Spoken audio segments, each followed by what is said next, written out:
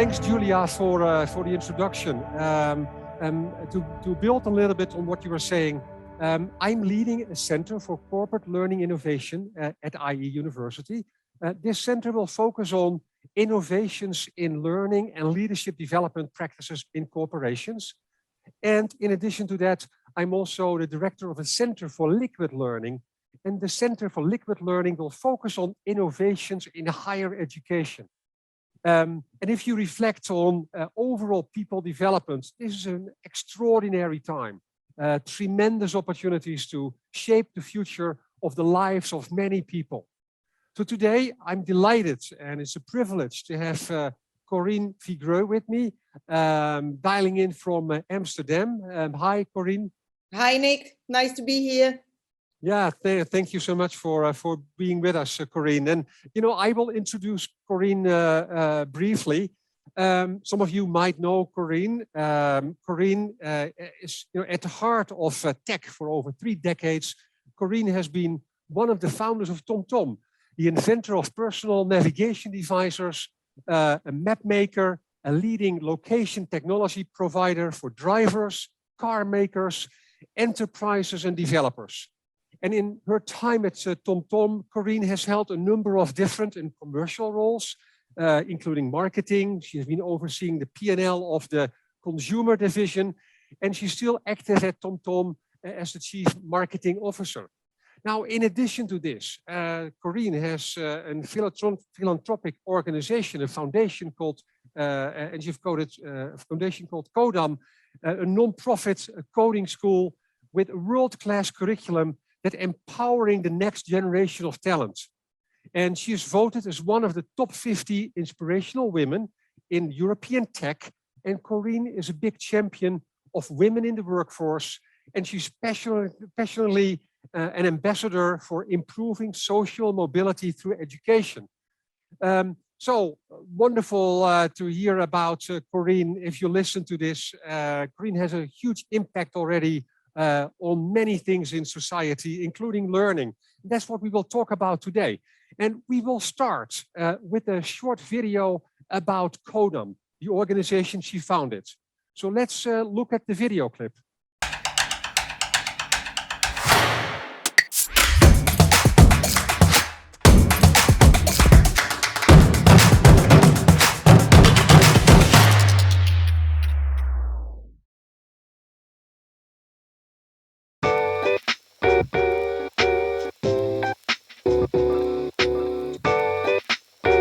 How would you describe CODAM in 1 sentence? Oh, good question. CODAM is just a place where everyone gets a chance to develop themselves, and you are not judged by like your own personal characteristics, but really by what you're able to do and how fast you can learn and how good you're able to communicate with others. And I think that's what's really special about CODAM. I would simply describe it as education 2.0, simply the new way of looking at how we learn. So why did you choose CODAM College? So before CODAM, I was a university student, and I was doing science. It's very stressful, and if you mess up, you just mess up forever. And through that, I actually found programming. And with programming, I just had a lot more fun because you could like fix things, and it was more problem solving rather than, and like you could actually solve those problems, because in the lab sometimes you can't. Now I'm here. When I figured out that a school like CODAM existed, it felt like it is something that I've already been doing, like learning by myself and like learning from others and learning through the internet. And that really resonated with me, and that made me dig deeper into the school. I didn't do any school.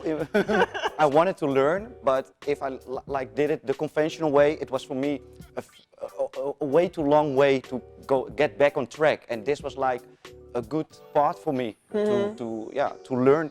How do you see your future since you've joined CODAM? Pretty bright. Like ever since I already started working, I feel like there will, as long as I keep learning and keep up to date with like technologies and stuff, I will always have a job, and it's pretty easy to get one because there's so much ask for software developers and software engineers. Yeah, because it's you can go every way. You know, you can start for yourself. You can just work at a company if you want to. I still need to figure out for myself what to go. But the options are just seemingly endless now. Exactly. And Do you regret joining CODAM? No, for sure not. Best decision of my Best life. decision of my life, yeah. And like that sounds like an exaggeration, but it's not. Well, this is very fascinating and exciting if you look at what CODAM is doing, and we will dive in what CODAM is doing in a discussion that we will have with Corinne. And just for context, we live, as I mentioned, in extraordinary times. It's still what I would call the beginning of the fourth industrial revolution. This revolution fueled by advancements in technologies. And what's interesting and exciting as well is that if we look ahead, every single person needs to upskill or reskill himself. And we expect that people become lifelong learners in order to be successful in organizations and have an impact on society. So, Corinne, if we are reflecting on the world and what's happening ahead of us, there's a lot of discussion about the competencies for the future, the skills for the future. Any thoughts on that? What do you believe that what are key competencies, key skills that people need to have or need to develop? Well, I think if you look at what's happened, I mean, just my own experience in the computer industry. I mean, I started my career, as you said, 3 decades ago, a bit longer actually. And I think the first time I saw a computer, I was 20 something. And certainly all through the 90s, computers were not looking like they do today. You had sort of green lines on the screen. There was no real user interface. And if you look where we are today, where we spend our life with a telephone in our hands and interacting with technology on every minute of the day, more or less, you can see how fast things are moving. But within organization, it's the same thing. And I think in today's world, whether you are in technology or not, you just need to adapt. You need to be able to adapt to change, not be worried, not be scared. And for that, you need to learn. And learning to learn and be curious about the environment you're in is going to be probably one of the most important skills in the next few decades. And also collaboration. So learning to learn and collaborating with people. The complexity of what we have to deal with is such that we can't do it on our own. The jobs are not there they move over time. New jobs are appearing all the time. So learning to learn and collaboration, I think, are two of the most important skill sets of the future. Yeah, and Corinne, do you think, let's say, well, you said technology, of course, is very different today than 20, 30 years ago. But if you reflect on, let's say, collaboration skills, adaptability, was it also not important in the past? Yes, I think it's always been important, but the speed at which it goes is just accelerating. I think if you look in the first, if I take the topic of marketing, in the first probably 20 years, it was pretty classic. We all read the Kotler at school, and we had the big marketing principles, and that's kind of applied for a long time with TV and classic PR. And today, if you want to do marketing, you need to understand growth hacking. You need to understand audience definition. You need to understand and see how your people are consuming information. And that's changing all the time through social media, through this new generation is evolving at neck-breaking speed, the way they consume information. So yes, it's always been the case, but I think it's even more relevant now. And also because I see also in an organization, you could actually survive for 10, 20 years with your skill set. It's no longer the case. I think the speed of change that is coming through technology, through change of behavior is such that is even more relevant and important now than it was before. Yeah, and Corinne, if we reflect on people who start studying, right? So, what's your sense? Are universities prepared to develop people for roles for, let's say, today and in the future, right? So, Yeah, that's $1 million question. I mean, I think there's been a recent couple of surveys that have been published where you see a great amount of dissatisfaction actually from students with higher education. They are bored. They consume information in a way that often they have access to so much information so they are looking for something different. We used to get information and knowledge by going to higher education. So having a professor that's and now had my, and that's a stupid example maybe, but my 12-year-old nephew the other day was telling me, McDonald's, it's not a burger company, it's a real estate company. I said, huh? You're 12 years old? He said, yeah, saw it on YouTube, did a bit of research. And yes, that's true. And you see that even a 12-year-old, which maybe is a bit mature for his age, but if he finds a topic interesting, and I realize the whole world of YouTube videos, and so the learning is very different these days. So this generation needs another way of learning. They need to, and I think that's what is a bit frustrating about the higher education. I'm wondering, and again, I don't know because I'm not in the universities. You're probably much better placed than me to answer that. But I am wondering whether the education system is adapting fast enough to that new dawn, if you want, to this new way of being. Every other industries have had to adapt, and I'm looking at education, and I think that feels very much like it was in my time, and I'm wondering whether that's sustainable. Yeah. Thank you, Corinne. Yeah, so I agree with you. Access to knowledge is not the reason why you have to go to university, right? So it's everywhere and top quality and video based, etc. But when I reflected on your comments about, the skills for the future, so adaptability is an example, a lifelong learning mindset. So what's the role of a university in developing, you could call it, soft skills or mindsets. I like to refer to them as power skills, right? So to how to work in a team, right? So it's like, oh, wow, that's so important. So what's the role of a university in developing these soft skills, power skills, mindsets? Is there a role for them? Yes, I think, and I would add resilience and dealing with failure, because again, what you want in companies, you want people. If you look at innovation and which we all need to embrace, if you want to innovate, you need to have your workforce prepared to make decisions, to take risk in what they do, and not to be scared to fail. So as organization, we need to ensure that our people and our colleagues we create an environment where we make this possible, and we allow people to be safe especially in making decisions, understanding their role and their impact. If I look at CODAM, that's exactly what we specialized on. We looked at, of course, they learn how to code, but they learn to learn. They learn to work together as a team. We don't have any teachers. So you get a virtuous way where the teachers or professors actually working on the case studies and the project, and allows all that research that's being done by academic to be brought to a large number of pupils. So let's say you take an area I know well, mobility. So you can get professors using artificial intelligence and computer vision to design an autonomous driving challenge, let's say. They will design that. The project takes some time, and then they will submit this to their students. And the students will have to find the way of solving those problems themselves, with each other, collaborating. And if they fail, and that's important, they will also find out that there is not one truth. There's not one way to solve the problem. There are various ways. And we do peer evaluation where other students are evaluating other students. They're having a look.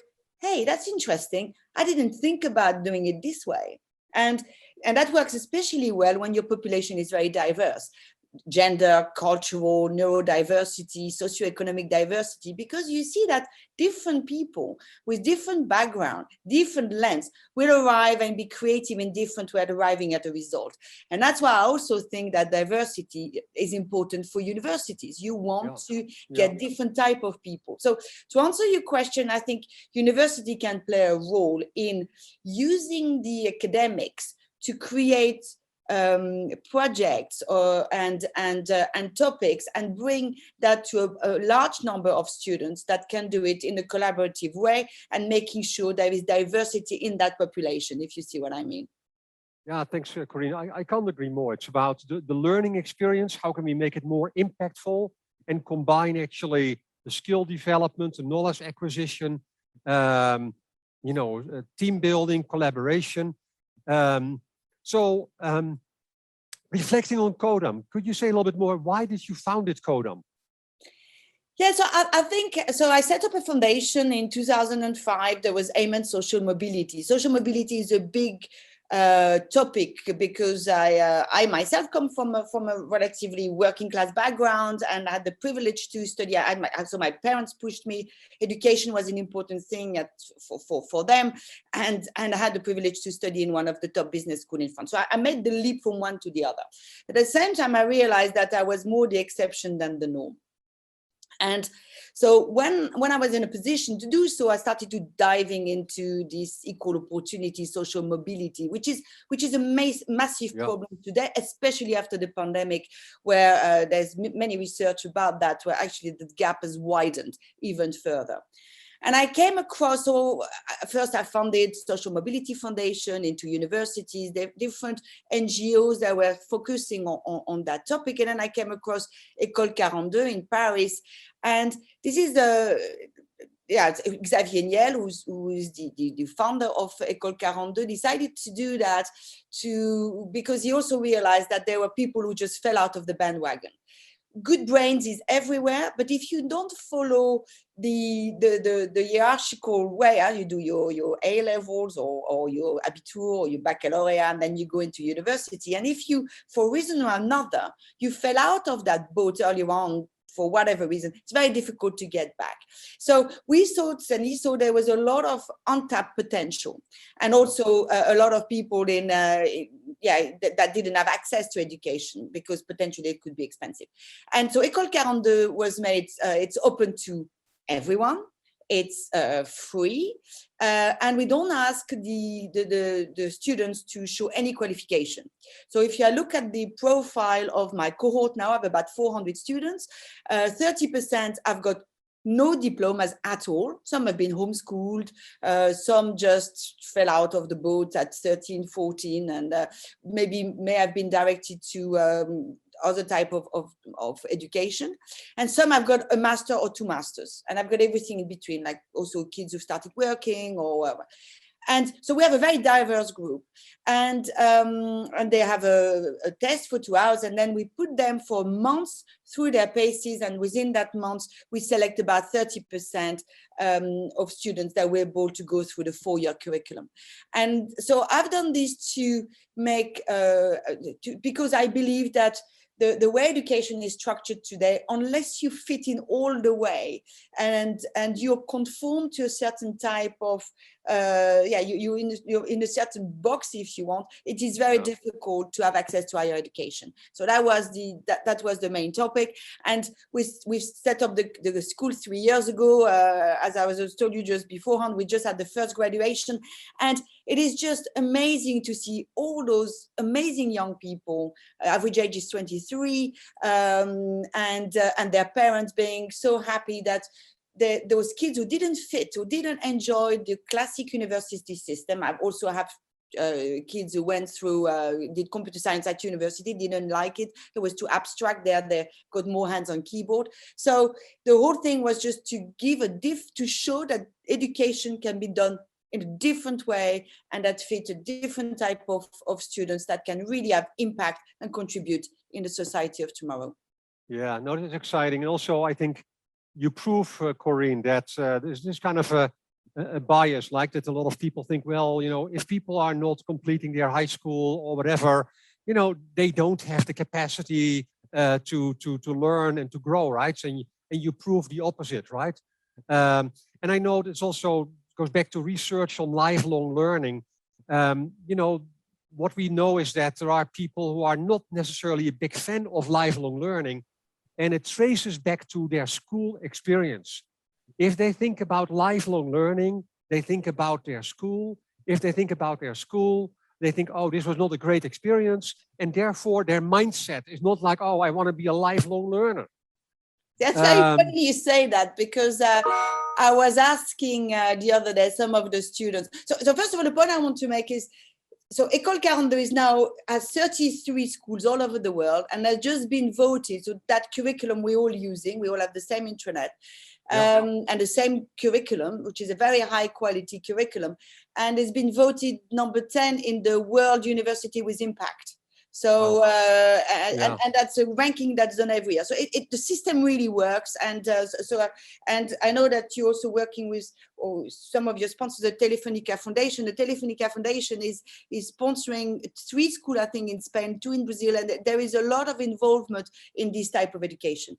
But the reason why what you're saying resonates with me, I'm always talking to the student and saying, do you relate what you're learning with having fun in work? Because you're going to have to work for a long time, and you may as well, this education will give you the keys to actually do something you like. If you do something you like, you're going to be good at it, you'll be good for the companies you work for. It's a virtuous circle.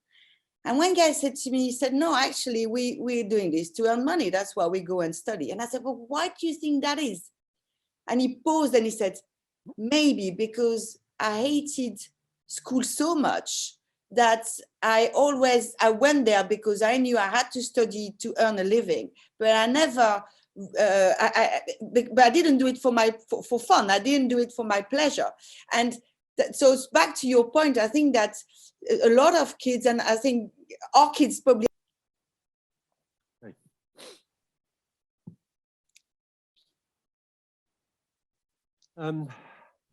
So Corinne, we are living in a virtual world, and over the last 18, 19 months, everybody has gone online education, and there are a number of organizations, including edX and Coursera, and they are offering all kinds of online degrees, also in programming, etc. Now, I had the honor to be at the inauguration of your center in Amsterdam, and I'm just wondering, it's a physical campus. So why a physical campus? Why not doing all of this online? Well, that's funny. So during the pandemic, we moved everybody online for about 18 months. And the one thing that they've all told us is, when can we get back to that physical location? And I think especially at that age, that for all sorts of reasons, they need to socialize. They learn so much better with each other. I think there is something about peer-to-peer learning in a physical sense of being next to each other and exchanging, that it's very difficult to do behind your computer. You can learn some things. I mean, we can all learn small courses. There are things you can do. There's a place for online, I believe. But I think for something, for a 2-year course, or for something a little bit substantial where you need to collaborate, exchange ideas, I think having a place, a campus place is very important. And the feedback we got from our students is it cannot happen any sooner to get back to CODAM, and it's really nice to see the school full again. And they all wanted to come back, because we also gave a possibility to study, but they all said no, that's, and also the curriculum is designed that way in peer-to-peer learning. So you see the way the computers are next to each other, they all go and talk on the whiteboard and share experiences. So I think there's a place for online, but I think it will never replace campuses and teamwork, collaborative work, which I think is also very important in the workplace. Yeah, and I can't agree more, Corinne. I think there's definitely a place for EdTech and EdTech solutions. And also, when I reflected on the learning experience that you provide at CODAM, it is indeed a very immersive classroom, right? So it's not like somebody who's lecturing and other people are making notes. It's all about how to work on projects. It's collaborative. It's learning by doing. It's learning by making mistakes. And then I think also, as you mentioned, the whole social component, that people learn from each other. They get peer coaching. I think that learning experience makes it, I think, very powerful. And also that's why I think people want to be together, right? Yeah, absolutely. And what you see as well is sometimes Of course, we have very neurodiverse people as well. And what you see is the kids who are probably a bit more nerdy, a bit more shy, in an environment like this, they're the heroes because they know a little bit more than the others. And for confidence, that does wonder. You get a real different dynamics, and they're not isolated. They see the impact they have on others. So I think there is a lot to be done for social skills, for mental health, to be able to work in a physical campus and physical location. Yeah, thanks, Corinne. If we step back and we look at the challenge ahead of us in terms of preparing people and helping people to advance their skills, there are many new roles which are created in companies. So what's your advice for companies overall when it comes to people development and learning? What are the things that they need to do differently if they look ahead? Yeah, I think so. If I look at what we do at TOMTOM is, so first of all, it is, as you mentioned that in your opening remarks, there is the fight for talent is not going to go away. I think it's only going to increase. So I think it's very important to create an environment. So first of all, as companies, we need to be clear on the purpose, on our purpose. Huh? So what it is that we do, and especially if you look at Gen Z, they are looking also at working with company with purpose, but they're also looking at money. Gen Z is probably even more sensitive to money than the generation before them. So it's important to also make sure that in the environment, there is a lot of competition. If you look at a lot of American companies are coming to Europe with American level salaries. So we also need to benchmark and have a look as an organization on our remuneration packages. But we also need to look at a career path. That generation is quite easy, will change from company to another. And I think they are quite impatient. So we're looking at talent.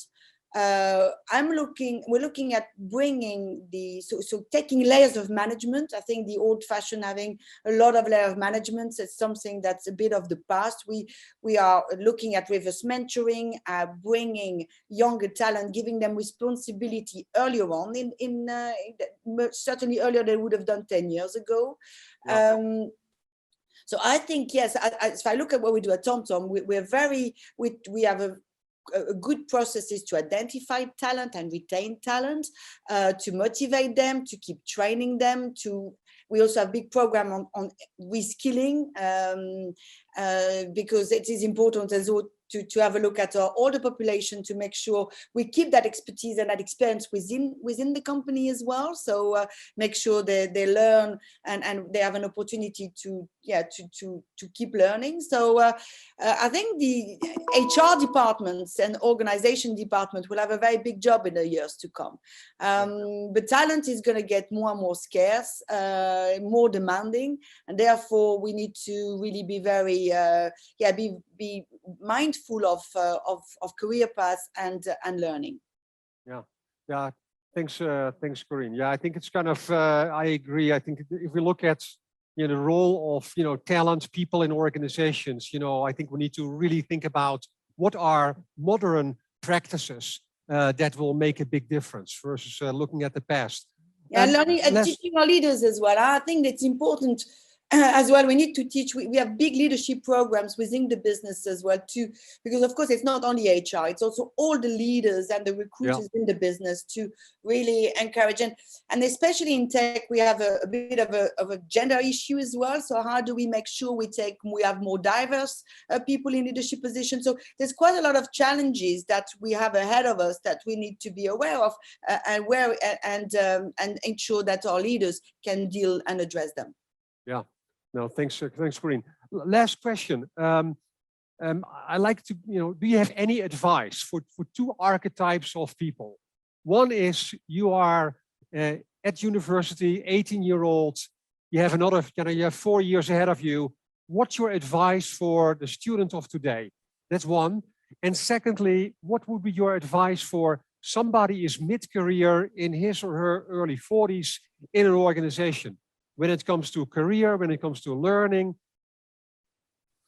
Yeah, so I think for the students of today, I would say probably what I said to my kids, to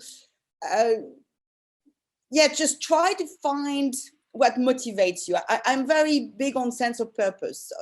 So what triggers us to be, and related to have fun. I mean, it sounds a little bit woolly, but try to get stuff that gives you energy, and accept the fact that you don't know now. So you need to get yourself out there, try type of companies, and go and work with people that you like and respect. It's the company is important, but the people, the team you're going to be working with is even more important. So try to learn as much as possible on something that you enjoy. And if it doesn't work, then also don't drag it for too long. A lot of kids tend to do what their parents advise them to do. So I think it's good to try to find your own intrinsic motivation. Now that sounds a little bit, it's a lot to do at that age, but I think it's, so go try to broaden your horizon, go and have internship if you can, and be curious in the organization you work in to see what triggers your fancy, because you're going to have to work for a long time. So you need to go and try to understand what gives you the energy and the drive, and work for people you respect.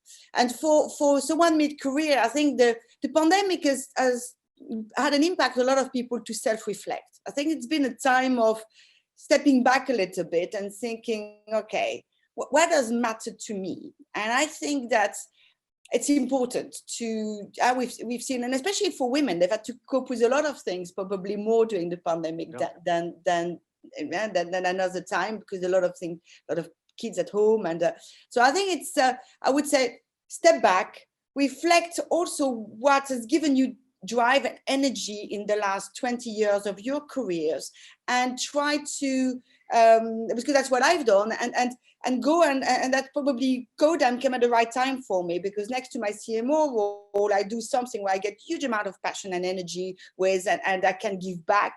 I also have this with mentoring young people in the organization. So I think if you're mid-career, we have so much to offer as well, because of our experience, because of the scar tissues, because of all the things that we've learned. We may not be the best social media people or the best marketing growth hacker, but we have a lot of experience and expertise how to deal with difficult situations. And I think we have a role to play in the organization to mentor younger people. So I would say, reflect back, have a look where you get your energy from. That's what I've done. I don't like telling people what to do, but I say for me, that's what I've done. I've looked what gives me energy and try to and try to follow that for the next. I'm more than halfway through my career, but to be able to go to the next 10 years. Well, thanks, Corinne. I feel also your passion about when you talk about, people need to indeed figure out their meaning and purpose, and do what makes sense for them. And I think that's I think a fantastic message for everyone listening, to reflect and figure something out for yourself. Corinne, it was delighted to have this dialogue with you today. Thank you for being with us. We will stay in touch and wish you all the best.